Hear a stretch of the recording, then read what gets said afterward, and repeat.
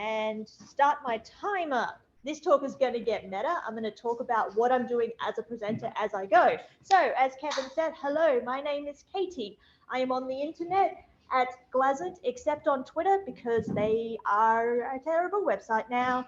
But you can find me on Mastodon, LinkedIn, Tumblr probably. But yes, and I'm also going to be taking questions at the end, but always available to chat on the internet. My current job is as a developer advocate, which is a fancy name for engineers that go out into the real world and talk to people. Yeah, I had a really boring 2020, 2021, 2022. But in my role, I do a lot of presentations, and I thought it'd be a really great idea to share some of that with y'all and maybe get you interested in the whole public speaking thing. I hear there's a meetup that could do with speakers every once in a while. So this is collected wisdom from many sages, including my own advice. Full sources will be at the end, and there'll be plenty of time for questions. Also, just to check, do I need to yell louder at the back? Can you hear me if I'm in my normal projecting voice? Cool. So the very first thing I have to say about giving presentations is that you might freak out. Are you worried about the idea of having to stand up in front of a crowd of how many people and speak? Yeah. Here's the secret. Everyone freaks out. Even the most experienced presenters get butterflies before the event. Pro tip, beer helps.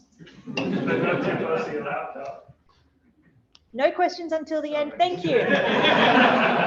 To give a presentation, you are literally the center of attention facing an audience, and any size of audience feels extremely vulnerable. It's you versus everyone else. But once you get going, first 10 seconds or so, you become the star of the show and you can deliver your amazing message.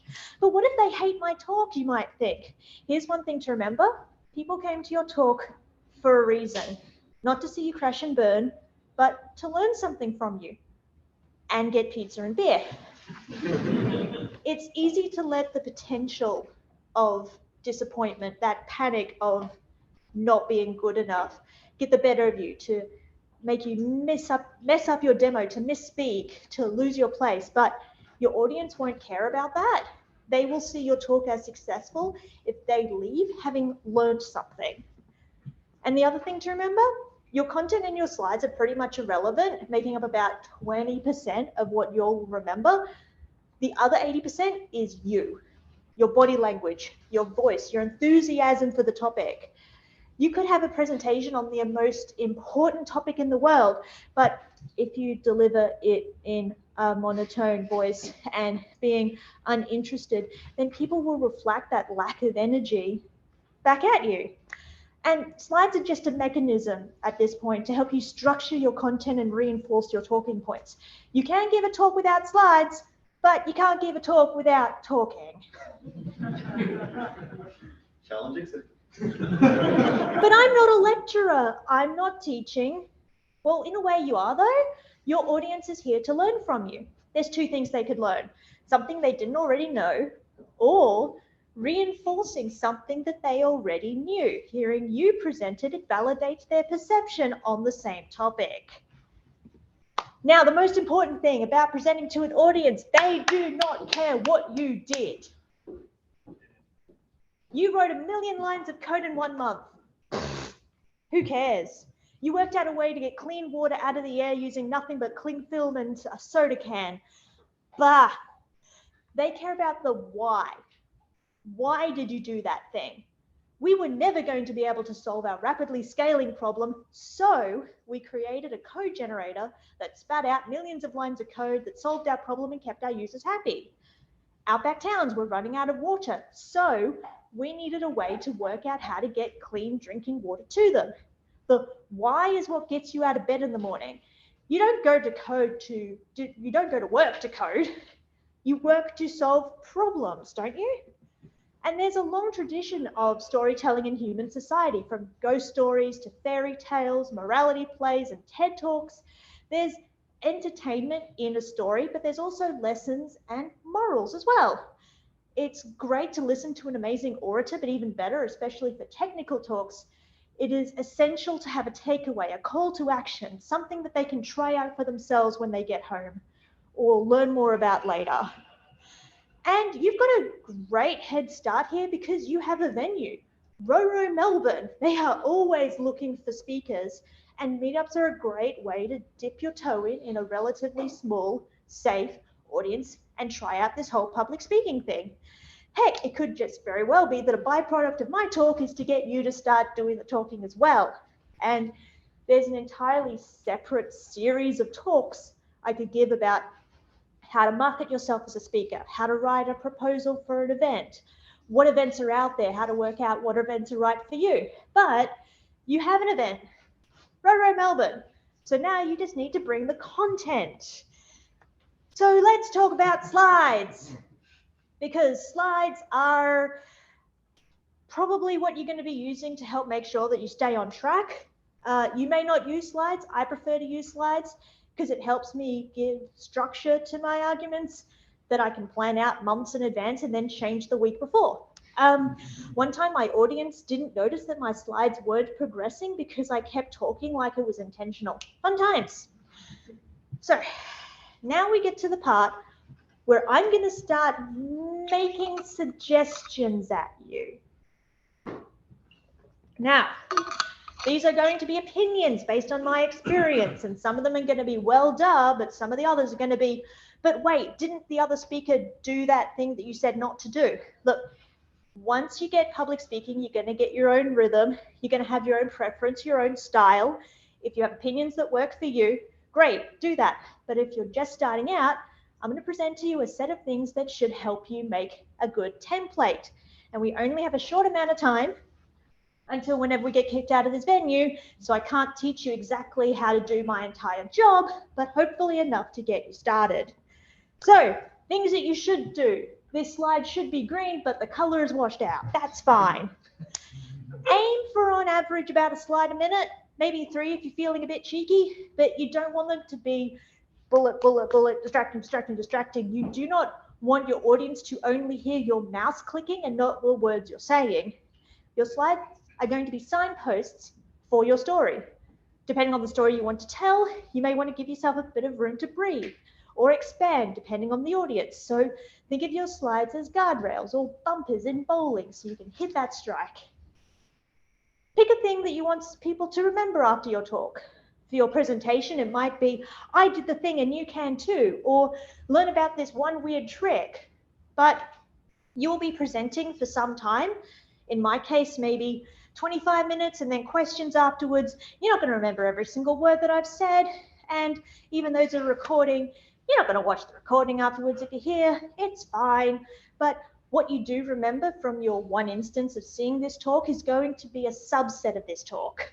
So I need to make sure that I make my points memorable and be memorable. And so should you. Don't assume that everyone will know about your topic and try to avoid the curse of knowledge. Let's say you want to give a presentation at work about whatever you're building. You will know everything about what you're building. Your manager probably knows in general at least what the business outcomes of it is, but not the technical parts. Your co-workers may have been helping you with it. They'll know a little bit as well. People outside your team won't know as much. You're going to have to make sure that you structure your story and include points to bring everyone up to speed, because you need to fit your audience. If you're presenting at a meetup, it's going to be a bit more casual than, say, at an industry conference, where it would be bad if you were drinking on stage. I'm not drinking on stage. Yes, I am drinking on stage. But also think about the people in the room. A room of programmers, for example, probably going to have a bit of prior knowledge that you can leverage. You probably don't have to explain, for example, what Ruby is. If I have to go to yet another meetup where somebody says the definition of our language is, I'm going to scream. But that being said, if you know the general scope of the audience, but not their proficiency, take a moment to bring some of the newer audience members up to speed in some of the basic concepts. If you're doing talk about unit testing, maybe describe what outcome you're trying to achieve with that, and then get into the weird technical details of that weird Capistrano thing that you got rid of because Capistrano. You may present the same content at multiple different events, but it should be made to fit all the people in the room in which you're currently presenting. Also, yes, you are allowed to present the same content multiple times. You do not have to create a new presentation for every event. You do not have to create a presentation before you've been accepted into the event. You are allowed to borrow from people with their consent. Like these slides, which were originally created by one of my co-workers that I presented internally to interns and got his permission to present them outside.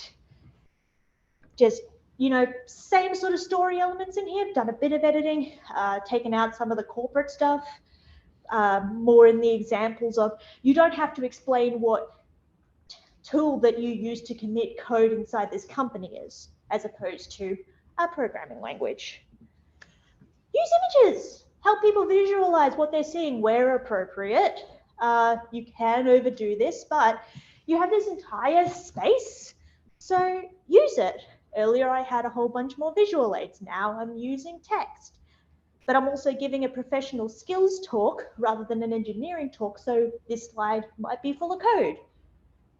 But make sure people can read your code. Speaking of engineering, do the actual demo, like our previous presenter did. It's always good to show something that is real, and it's always good to show and not tell. The last speaker, it would be so boring if he was just talking about this thing and not actually showing you and doing all the things. I mean, it would probably make for a great radio drama, but that's not the format of this meetup. It is also always good to have a backup recording though, just in case. But making those can help you practice your live demo. If you're going to be putting the words on the screen, adjust the text to use as few words as possible. People are going to read whatever you put on the slide. One thing that people will not see are your speaker notes. Notes are super helpful to get you to remember what you wanted to say in that particular part of the presentation. You can do full transcripts, asterisk, footnote. Hi, I'm part of the transcript. I tend to write out my talk, and even if I don't end up utilizing it all on the day, it also helps for people who use the slides afterwards as reference material. Undo footnote. You can use full transcripts or just bullet points, whatever will help you remember what you wanted to say. And I'm sorry, but you got to practice your talk. You really have to practice your talk. I know it sucks, but you really got to practice your talk. You also need to time your talk. If you have a 15-minute speaking slot and you have 30 slides, that's one slide every 30 seconds. Or do you have a whole bunch of sections that are faster, a whole bunch that are slower? Is it actually 25 minutes and you have to adjust your time or cut content? You won't know until you've timed it. And you really got to practice. You got to practice your talk. It helps you work out what works for you and what doesn't. It helps you get out those accidental tongue twisters. It helps make sure that your flow works, that you at least try to say the words out loud before you speak them. But you do not have to be speaking the entire time. Use pauses after important points to help them sink in. There's a difference between breathing and taking breaks between content. Did you know that it's useful to continue to breathe throughout your entire presentation? It's true. I like to make sure that, especially if I'm doing an at-home recording or a stream or something, I have a big cup of tea just next to me off screen. And I don't have one now, and it's sad because my notes say drink tea. Fine, I'll drink beer. God. Past Katie is mean. I wanted tea. All right, speaking of section breaks, this is red. Here are things to not do, things to avoid. Avoid walls of text on a slide. Here's a perfect example because you're not listening to me right now. You're trying to read all that.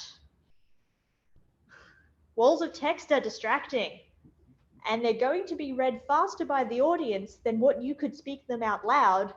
If I could add one feature to every slide presentation software, it would be a little pop-up that says, "Hi, it looks like you accidentally put your speaker notes on the slide. Would you like me to enable speaker notes for you?" Earlier when I said use small amounts of text, it also helps to make sure that the text you do have is legible. The old adage would have been, "Can you read this from the back of the room?" Now it could also be something like, can you read this over a 4G or a 3G Zoom connection? Can you also give this presentation while there's a bug? For reference, apart from this slide, every bit of font is at least 20, if not 24 point. If you do have a demo, don't fake it. Don't Photoshop it. Don't make it seem like it's more than it is if it's not ready. It's really, really easy to spot a fake. And if the demo you have crashes, it proves that you're actually demoing it and your audience will empathize with you. One of the best talks I've ever seen went sideways even before the speaker stepped on stage because his laptop didn't work with the conference equipment, and he ended up giving a talk on the second borrowed laptop, a talk about writing viruses on someone else's laptop. But the live debugging with the audience, the interaction made it all better when it actually worked at the end. And yes, the person whose laptop he borrowed did format it afterwards. I've given a talk where the sample code works on my machine, but when I try to make it go on the internet, it fails because it's a talk about debugging. But I have to make sure that my code fails in the way I expect it to fail, because otherwise you get really meta in a talk about debugging when you're actually debugging it and you're like, no, this is actually like, this wasn't supposed to break like that. Again, if it's possible to do a demo, you should show, not tell. Another thing to avoid, don't put memes in your decks. This goes back to the assumption thing. Memes make sense to the people who know memes. And if people are up to date on memes, then they'll get it. But if they're not, if they don't get memes, if they don't know if it's meme or meme, if they don't know the underlying reference, you're going to have things in your slides that are actively confusing to your audience. For example, who is really confused by the puffin right now? There you go. For context, this is the background image to one of the popular meme templates, unpopular opinion puffin. So this is supposed to be something like, I think Capistrano is okay, really, or something like that. Capistrano is still a thing that people like, if you know what it is, people are just like, oh, right? Cool. I was a Ruby dev many years ago. I remember Capistrano. Okay. Same thing goes with GIFs. If you're going to have animation on the slide that's drawing attention away from you, people are going to focus on the thing. And do you want them to focus on the animation, or do you want to focus them on you? Again, some of these things that some of our speakers may have done, I was staring at that duck the entire time during the hiring, like the entire time. But even if it's not a meme, if it's a cute cat picture to help brighten your slide deck, it won't provide any substance unless you go meta and you make the cat picture part of your data for your demo, which I have done, and it worked. And people were very meta about it because it's like, I see you had a cat picture. That was the thing we told you not to do, but this is a workshop about how to write talks. You just broke the things that I said you shouldn't do. Well done. Don't do it again. Fine. I still have a cute puffin. Don't read from a script. Use it as reference, but don't read from it, because if you read from it, you'll end up saying words that you've prepared earlier, but you don't adapt to your audience. You can be monotone. You can be perceived as nothing more than a text-to-speech program beep boop. Presentations are supposed to be a performance. You can have fun. You're allowed to have fun in a presentation. You can perform. That being said, there is such thing as overdoing it. If you are co-presenting, for example, don't try to fake banter and jokes between you and your co-presenter. It's really hard to pull off. If you're presenting with someone else, there are better ways if you need to hand over between each other. Something as simple as saying their first name or practicing so you know when you're supposed to hand over. It can be a whole lot more seamless and save a bunch of time if you're not going, hey, Dave, what about that other thing? I have been to many conferences. I've been to many bad conferences. Okay. One time, one workshop that I do often actually, We share different ways to respond to problems in like a corporate setting. And I specifically call it out as pantomime time because it comes 40 minutes into an hour-long presentation, and it's a great time to like reset the energy in the room. But I always make sure that whoever I'm presenting this with, that we've well rehearsed it. Well, we've rehearsed it. Well, they know it's coming. Speaking of things that are awkward, you do not have to invite live audience participation if you don't want it. You also do not have to answer questions after your talk live while on stage. Set your expectations with the audience on how you want to interact with them. Like I did at the start, there will be time for questions at the end. Some speakers invite the raising of hands throughout, but they are also capable of handling that. If you want to make sure that you can give your entire talk without breaking the flow, the story, the rehearsal that you've done, probably alone in your room with just your cat who doesn't raise their hand except for treats, you're going to want to have that same sort of energy being able to keep on going during your actual talk. You don't have to call it out specifically, but if you do get someone making a comment or raising their hand in the middle, a simple, "I'll take questions at the end, thank you," will suffice. Also, depending on an event you're speaking at, the person might ask, "Do you want questions afterwards? Yes or no?"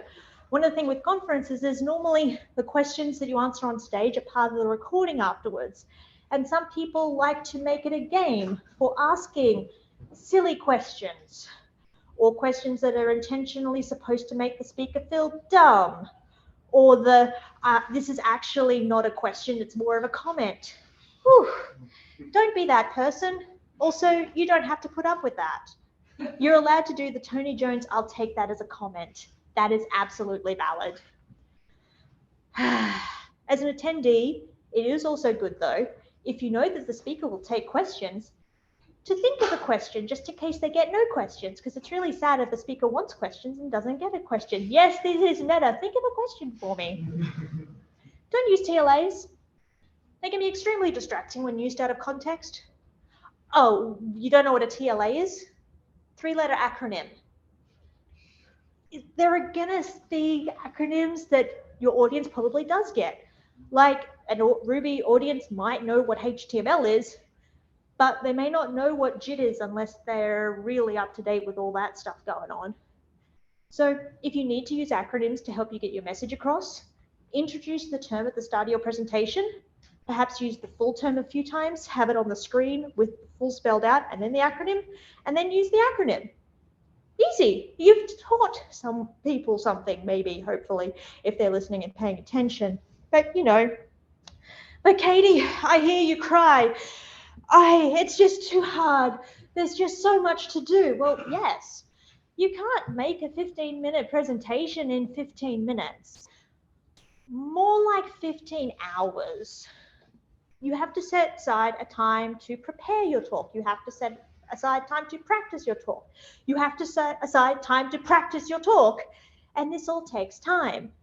There's the really, really bad trope of speakers who finish their talk the night before or wrote it on the plane. I used to always try to make sure that my slides were locked in before I got on the plane to an event. For complex topics, it's actually really useful to do this because you really do not want your slides changing out from under you. Future Katie really hates when past Katie thinks of changing slides at the last minute. And future Katie is always really stressed on stage when she sees what past Katie did. Past Katie, that wasn't funny. Why did you do that? Some speakers can pull this off, but if you're just getting started, set yourself up for success and don't give yourself unintended hurdles, like changing your slides at the last minute. But Katie, what if my presentation is boring?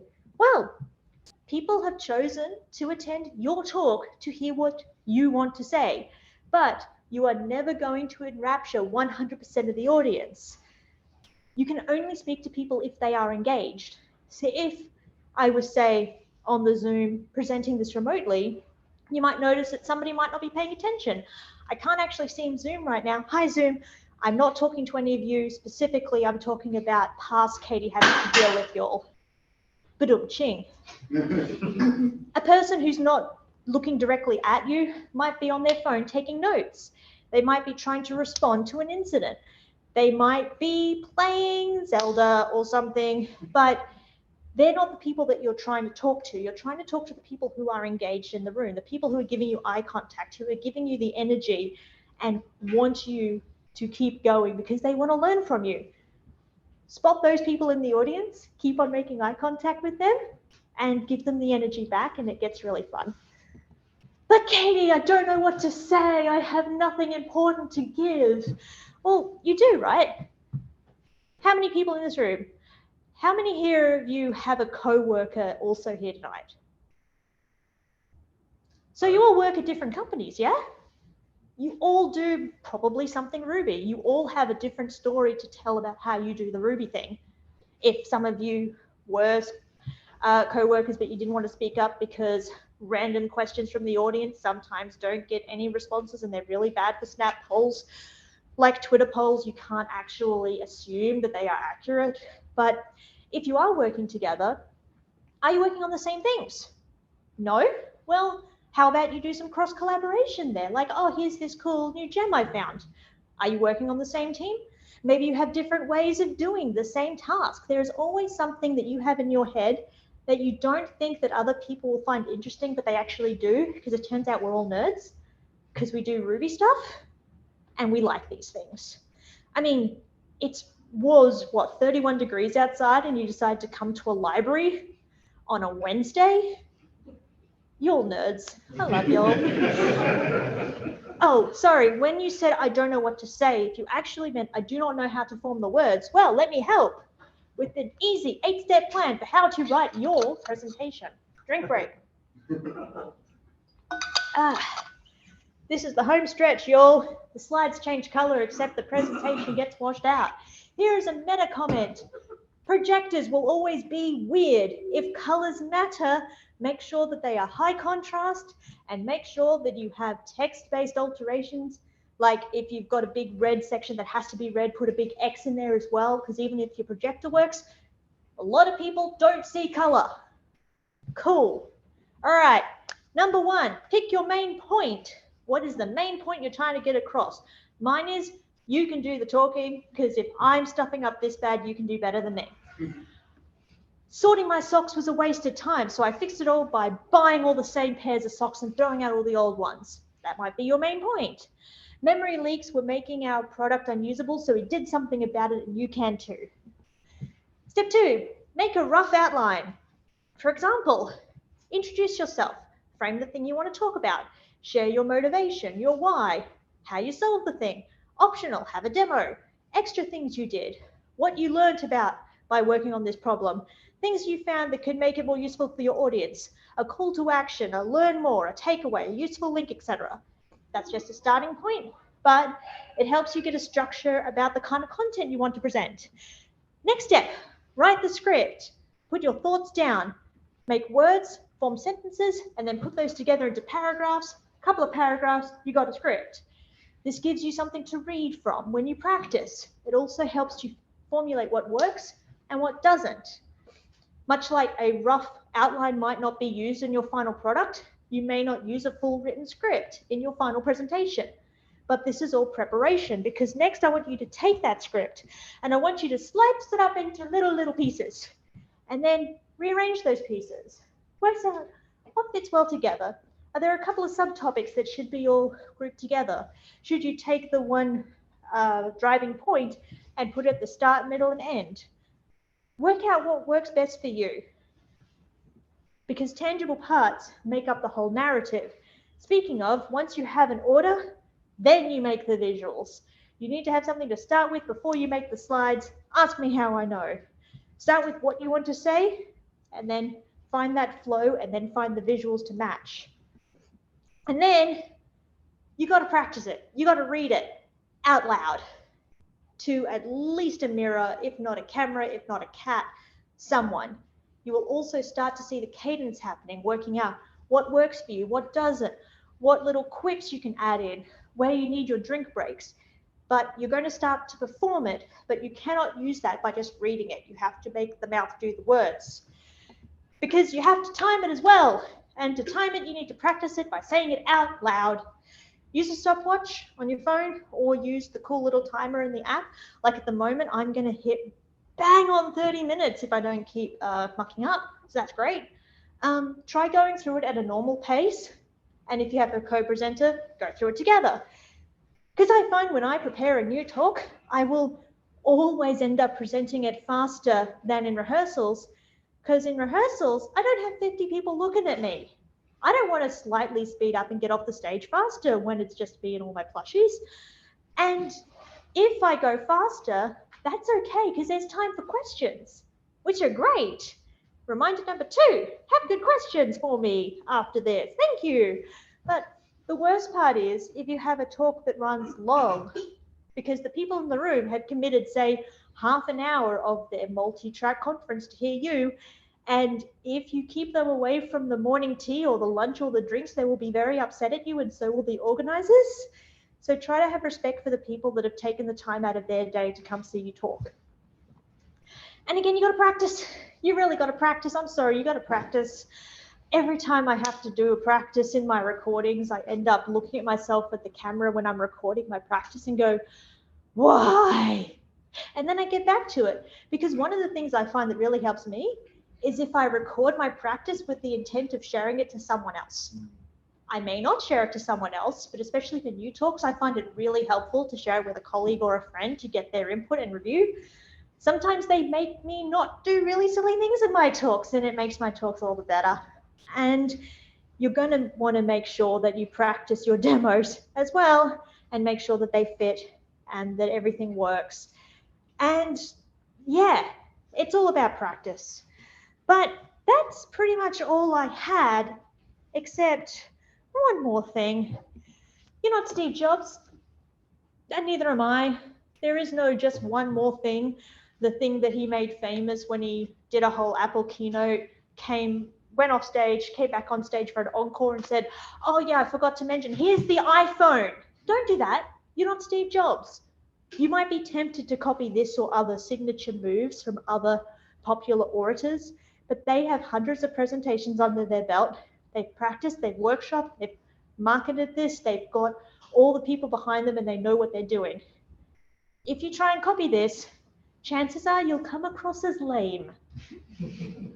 You can give a good presentation without a gimmick, without prizes, by just being you, because your audience wants you to succeed. They want to learn from you. They are your allies in this, and they're probably really, really happy that it's you on stage right now and not them. But just be you and all else will follow. You got this. That's actually the end.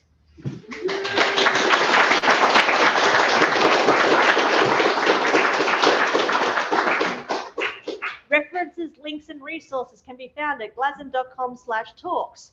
Hopefully, because at the moment, my Jekyll blog is not updating properly, but they will be there. And now is the time for questions. Yes. Are you happy I'm asking a question? For the benefit of Zoom, the question was, am I happy that you're asking a question? Yes. Any other question? An actual question, yes. Can you share a link to that virus talk? Can I share a link to the virus talk? Oh, that's a question. Yes, I can.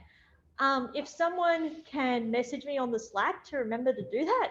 I can't actually do it right now because I'm giving a talk. Were there any questions from Zoom, by the way?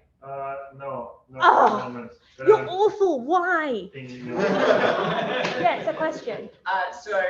I've always, when doing talks, I do try to boldly attempt live demos. Yeah. But one of the things that I've found a bit tricky is doing live demos while sharing my screen for the slides, which means that I can't sort of see the speaker notes. So have you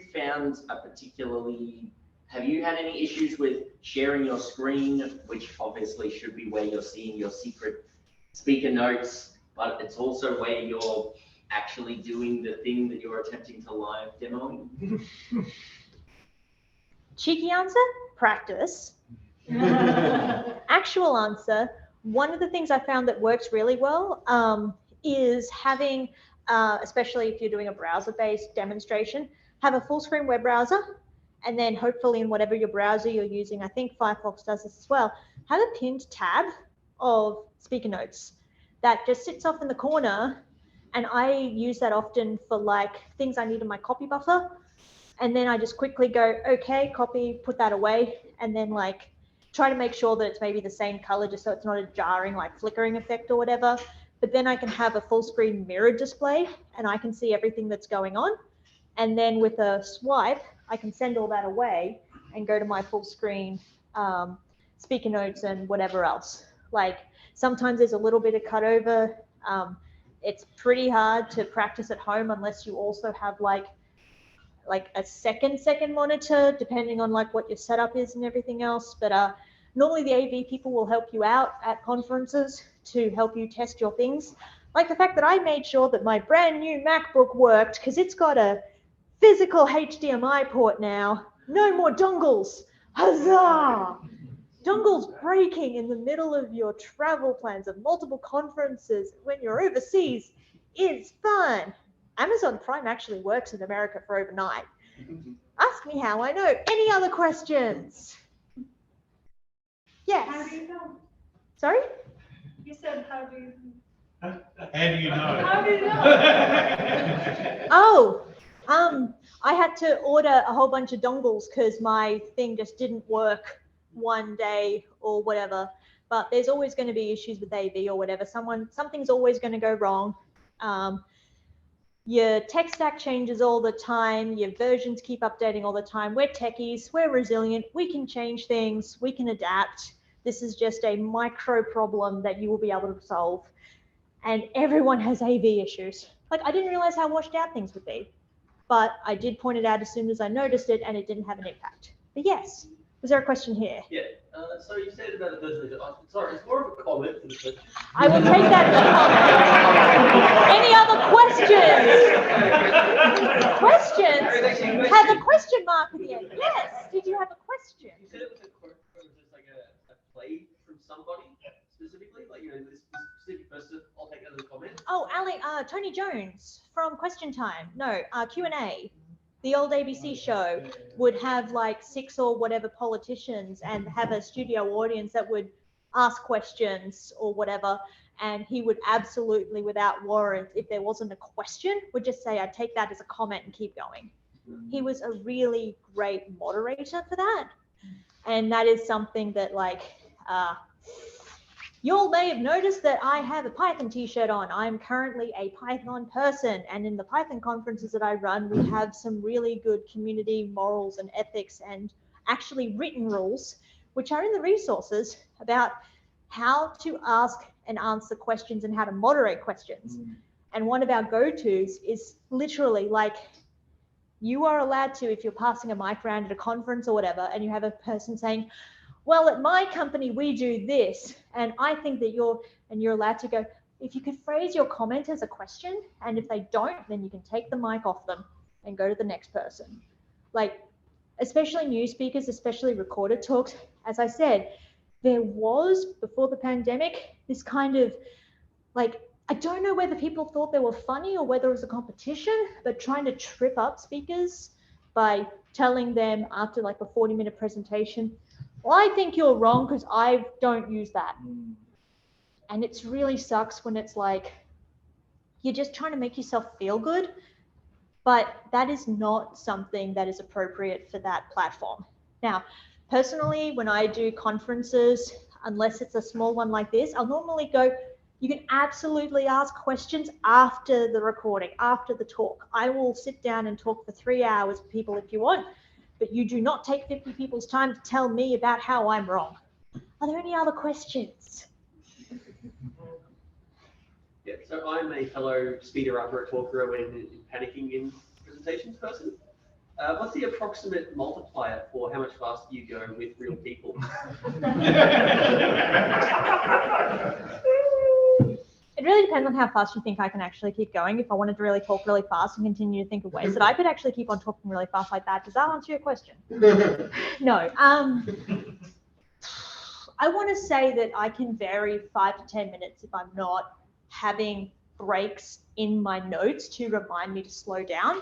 It's really good when there's someone in the back of the room that just goes, slow. But I didn't have any of that today, but I've whatever. But yeah, I found that if I don't actively remind myself to slow down, it can be up to 5 minutes difference in a half-hour talk, which is fine. Again, it's better to go short and have questions than go long and keep people from beer, which is probably what I'm doing now. Can I stop talking?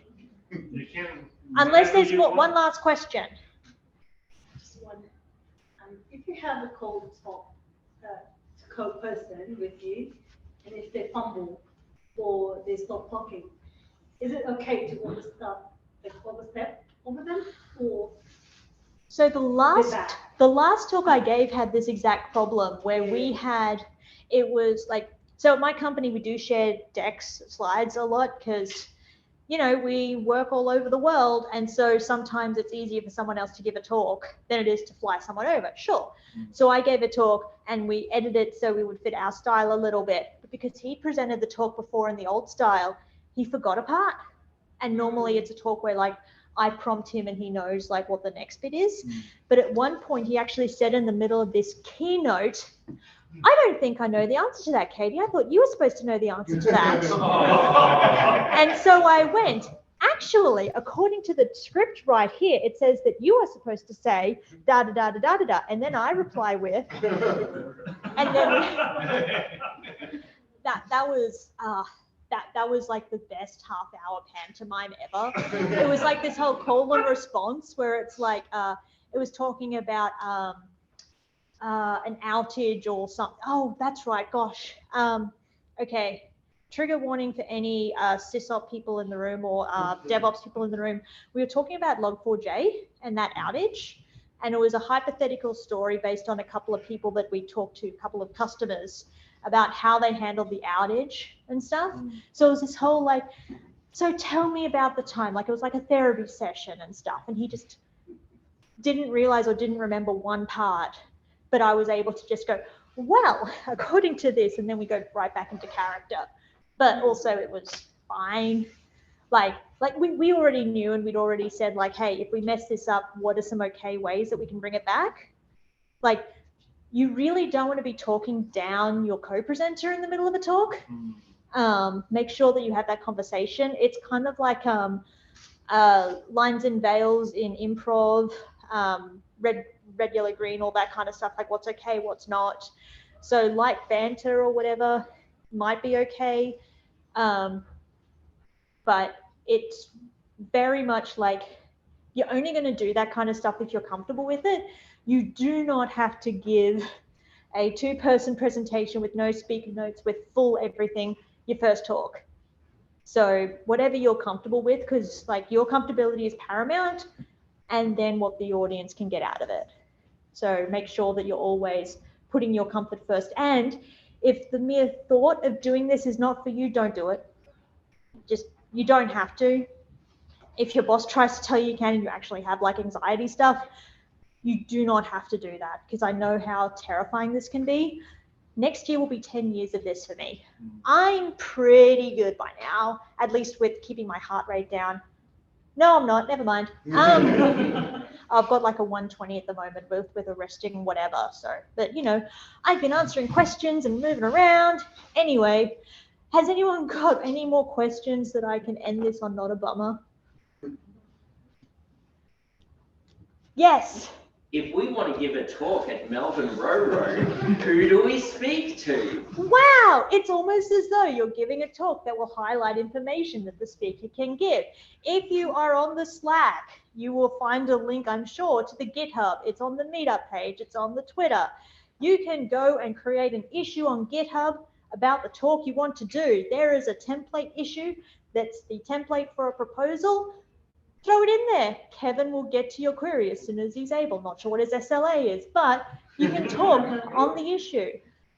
You can see like the conversation that I had for the time I talked to Roro Sydney all those years ago, and how we were talking about, oh, how long is it going to be? Whatever.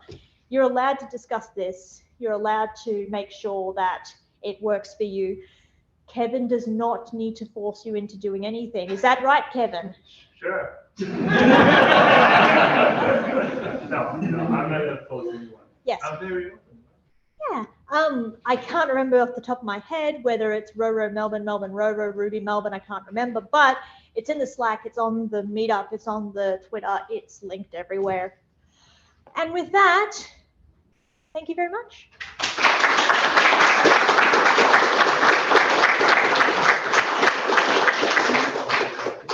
And that is 45 minutes exactly, which is what I was told to do.